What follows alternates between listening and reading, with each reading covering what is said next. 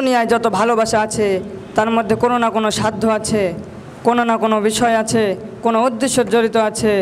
ভাই ভাইকে ভালোবাসে স্বার্থ আছে, বোন ভাইকে ভালোবাসে স্বার্থ আছে, স্বামী স্ত্রীকে ভালোবাসে স্বার্থ আছে, স্ত্রী স্বামীকে ভালোবাসে স্বার্থ আছে। আমাদের সামনে পিতামাতার খেদমত বিষয়ে আলোচনা নিয়ে আসতেছে সোহাইব ইসলাম বুরহান।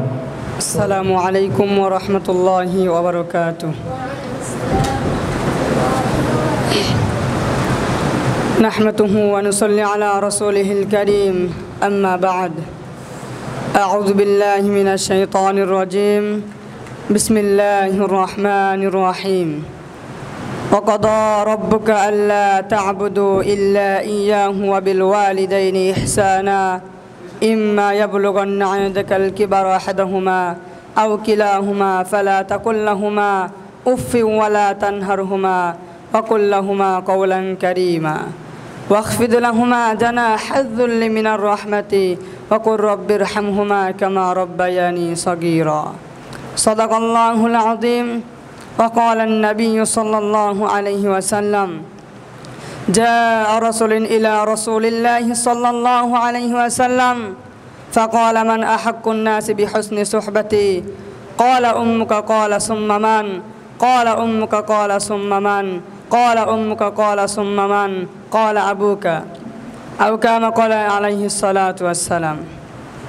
আলহামদুলিল্লাহ, সমস্ত প্রশংসা সেই মহান রব্বুল আলামিনের দরবারে যে রব্বে কারিম আপনাকে আমাকে বড় ভালোবেসে মায়া করে মহাব্বত করে মাসিক প্রতিযোগিতার শুরু থেকে এই পর্যন্ত বসে থেকে হামদ, নাত, গজল, ইসলামী সঙ্গীত বক্তব্য শোনার মতো তৌফিক দান করলেন।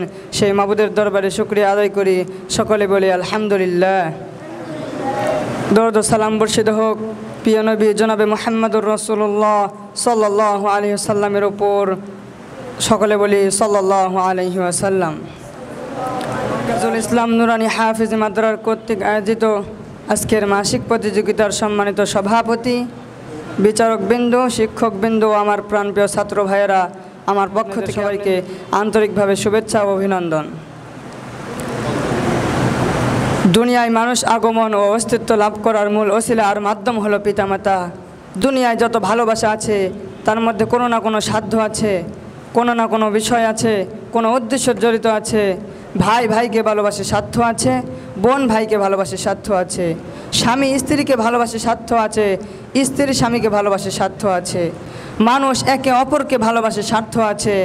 একমাত্র নিঃস্বার্থ ভালোবাসেন সন্তানের প্রতি যে ভালোবাসা পিতামাতা ভালোবাসেন, এর মধ্যে কোনো স্বার্থ নেই, এর মধ্যে কোনো উদ্দেশ্যতা নেই। পিতামাতা নিজেরা না খাইয়া সন্তানদের খাওয়াইয়া তৃপ্তি পায়। আল্লাহ তাআলা এমন এক আকর্ষণ পয়দা করে দিয়েছেন যার কারণে সন্তানদের কল্যাণে তারা আরাম, আয়েশ, ভোগ বিলাস সব কিছু বিসর্জন দেয়। এই কারণে আল্লাহ তাআলা পিতামাতার অধিকারের মর্যাদা অনেক বেশি করে দিয়েছেন, যে তার হকের পরেই পিতামাতার হক ঘোষণা করেছেন। পিতামাতার অবাধ্য সন্তানের প্রতি লানত করেছেন, তার জন্য জান্নাত হারাম করেছেন। আল্লাহ তাআলা সূরাতুল বানী ইসরাঈলের মধ্যে বলেন: وقضى ربك ألا تعبدوا إلا إياه وبالوالدين إحسانا إما يبلغن عندك الكبر أحدهما أو كلاهما فلا تقل لهما أف ولا تنهرهما وقل لهما قولا كريما واخفض لهما جناح الذل من الرحمة وقل رب ارحمهما كما ربياني صغيرا। তোমার পালনকর্তা আদেশ করেছেন যে তাকে ছাড়া অন্য কারো ইবাদত না করতে এবং পিতামাতার সাথে সৎ ব্যবহার করতে, সুন্দর আচরণ করতে। তাদেরকে ধমক দিতে নিষেধ করেছে, তাদের কথাবার্তাতে বলাও যাবে না। এবং তোমরা পিতামাতা আল্লাহ তাআলার কাছে দোয়া করো যে পিতামাতার উভয়ের প্রতি আল্লাহ তাআলা আপনি রহম করুন, যেমন তারা সেই সব কালে আমাকে লালন পালন করেছে।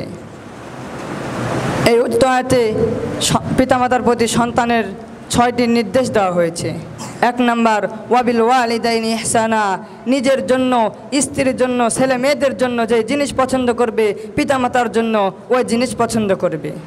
খাওয়া দাওয়া, পোশাক পরিচ্ছন্ন সব কিছুতেই ওই নীতি অবলম্বন করবে।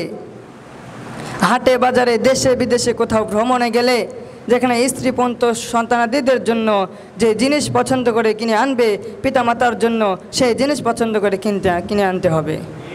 এটাই হবে পিতামাতার উপর ইহসান বা সদ্ব্যবহার। আর এই সদ্ব্যবহারের কোনো বিশেষ সময় বয়স ও গতিতে সীমাবদ্ধ নয়, বরং সর্ব অবস্থায় সব বয়সে পিতামাতার সাথে সদ্ব্যবহার করতে হবে, এটাই তা আমাদের উপর ওয়াজিব। 2 নম্বর, ফালা তাকুল্লাহুমা উফিন, তাদের কথাবার্তায় বলা যাবে না। শব্দ বলে এমন শব্দ বোঝানো হয়েছে যা দ্বারা বিরক্তি প্রকাশ পায়। পিতামাতা যখন বার্ধক্যকালীন হয়ে যায় তখন তাদের বিবেক বিবেচনা অকেজো হয়ে পড়ে, দাবি দেওয়া বেড়ে যায়, কামনা বাসনা বেড়ে যায়, তারা অবশ্য শিশুর মতো কথাবার্তা বলতে থাকে। তখন অত্যন্ত ধৈর্য সহকারে তাদের কথা শুনবে, সাধ্য মোতাবেক তাদের দাবি দেওয়া পূরণ করার চেষ্টা করবে। কোনো অবস্থায় বা জাতীয় কোনো শব্দ ব্যবহার করবে না, যার কারণে পিতামাতা কষ্ট পায়। 3 নম্বর, ওয়ালা তানহার হুমা, তাদের সাথে তাকে ধমক দিবে না। যেখানে পিতামাতার কথায় বিরক্ত হওয়া যাবে না, বলা যাবে না, সেখানে ধমক দেওয়ার কোনো প্রশ্নই আসে না। কিন্তু অনেক হতভাগা আছে যারা শুধু পিতামাতাকে ধমকই নয় বরং গালিগালাজ করে, ঘর থেকে বের করে দেয়। এমন বেয়াদবি আচরণ যারা করে তাদেরকে সাবধান করে দেওয়া হয়েছে, খবরদার পিতামাতাকে বলতে পারবে না, ধমক দিতে পারবে না। যারা এমন বেয়াদবিমূলক আচরণ করবে তাদেরকে স্মরণ রাখতে হবে যে ভবিষ্যতে তারা সন্তানের হাতে অনুরূপ লাঞ্ছিত না হয়ে মৃত্যুবরণ করবে না। 4 নম্বর, ওয়াকফিদুল্লাহুমা জানা হাজ্জুল মিনার রহমাতি, পিতামাতার সাথে নম্র স্তরে কথা বলবে, সুন্দর ভাষায় কথা বলবে। এ দ্বারা পিতামাতার সাথে কথা বলার শিষ্টাচার শিক্ষা দেওয়া হয়েছে। 5 নম্বর, ওয়াকুল্লাহুমা কওলান কারীমা, নিজ নিজ পাখা নম্রত করে দেবে পিতামাতার কাছে, নম্রভাবে নত করে দেবে মাথা। শেষে মিনার রহমাতি বলে কথা বোঝানো হয়েছে যে এই ভালোবাসা ও নম্রতা যেন কেবল লোক দেখানোর জন্য না হয় বরং আন্তরিকতা ও ভালোবাসার সাথে হয়, এদিকে লক্ষ্য রাখতে হবে। 6 নম্বর, ওয়াকুর রব্বির হামহুমা কামা রব্বায়ানি সগীরা, বলো হে আমার পালনকর্তা, তাদের উভয়ের প্রতি তুমি রহম করো যেমন তারা আমাকে সেই সবকালে লালন পালন করেছে। মূলত এই সর্বশেষ আদেশটি দ্বারা পিতামাতার জন্য দোয়া করতে বলা হয়েছে। কেননা সন্তান যতই চেষ্টা করুক না কেন, পিতামাতার 16 আনা সুখ শান্তি তাদের সাধ্যনিত বিষয়, এটা কারো পক্ষেই সম্ভব নয়। কাজেই সাধ্য মোতাবেক চেষ্টা করার সাথে সাথে আল্লাহ তাআলার কাছে দোয়া করতে হবে যে আল্লাহ তুমি তাদেরকে রহম করো, তাদের সব মুশকিল আসান করো, দুঃখ কষ্ট দূর করে দাও। এ দোয়া যেমন পিতামাতার জন্য জীবন দশায় তাদের জায়েজ আছে এবং মৃত্যুর পরে সর্বদা এই দোয়া তাদের জন্য জায়েজ।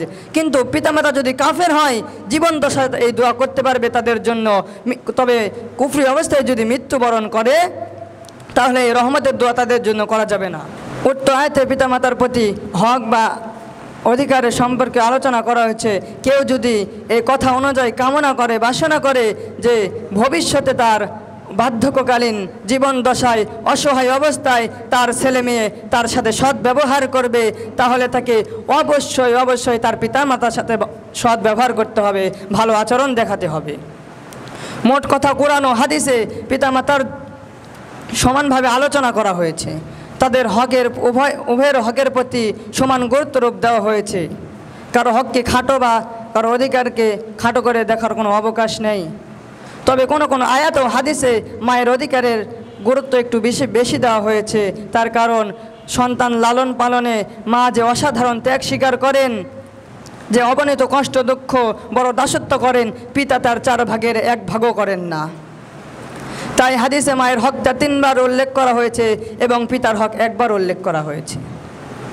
হযরত আবু হুরায়রা রাদিয়াল্লাহু তাআলা আনহু থেকে বর্ণিত, তিনি বলেন, যা রাসূলুল্লাহি সাল্লাল্লাহু আলাইহি ওয়াসাল্লাম فقال من أحق الناس بحسن صحبتي قال أمك قال ثم من قال أمك قال ثم من قال أمك قال ثم من। এক ব্যক্তি রাসূল করিম সাল্লাল্লাহু আলাইহি ওয়াসাল্লামের দরবারে এসে বলল, ইয়া রাসূলুল্লাহ, আমার সৎ ব্যবহারের সর্বাধিক পাত্র কে?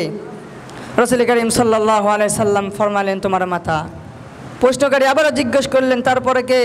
রাসূল করিম সাল্লাল্লাহু আলাইহি ওয়াসাল্লাম ফরমাইলেন, তোমার মাতা। প্রশ্নকারী আবারও জিজ্ঞেস করলেন, তারপরে কে? রাসূল করিম সাল্লাল্লাহু আলাইহি ওয়াসাল্লাম বললেন, তোমার মাতা। রাসূল করিম সাল্লাল্লাহু আলাইহি ওয়াসাল্লাম চতুর্থবার বললেন, তোমার পিতা। বুখারী নম্বর খণ্ড 1 পৃষ্ঠা নম্বর 883, হাদিস নম্বর 5626। এ দ্বারা বোঝা যায় পিতার থেকে মায়ের হক বেশি। তাই আমরা সর্ব অবস্থায়, সব সময়, সব বয়সে পিতামাতার খেদমত করব, তাদের সাথে সদ্ব্যবহার করব, সুন্দর আচরণ করব। এই বলে আমার সংক্ষিপ্ত আলোচনা এখানে শেষ করছি। ওয়া আখির দাওয়ানা আনিল হামদুলিল্লাহি রাব্বিল আলামিন। আসসালামু আলাইকুম ওয়া রাহমাতুল্লাহি ওয়া বারাকাতুহু। يغمرني من فيض ضياء آيات المولى تدفعني